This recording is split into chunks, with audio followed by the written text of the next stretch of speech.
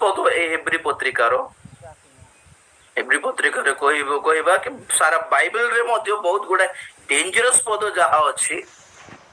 ସେଥିରେ ହେବ୍ରୀ ପତ୍ରିକାରେ ନୂତନ ନିୟମରେ ମଣ୍ଡଳୀ ପାଇଁ ମଧ୍ୟ ଖ୍ରୀଷ୍ଟିଆନ ମାନଙ୍କ ପାଇଁ ପ୍ରେରିତ ପାଉଲ ଦେଇଥିବା ଦିଟା ପଦ କାଲି ପଢିଥିଲୁ। ଗୋଟେ ହେଲା ହେବ୍ରୀ 6:4 କେତେ 4-8 ଯାଏ କି ଥରେ ଆଲୋକ ପ୍ରାପ୍ତ ହୋଇ ଥରେ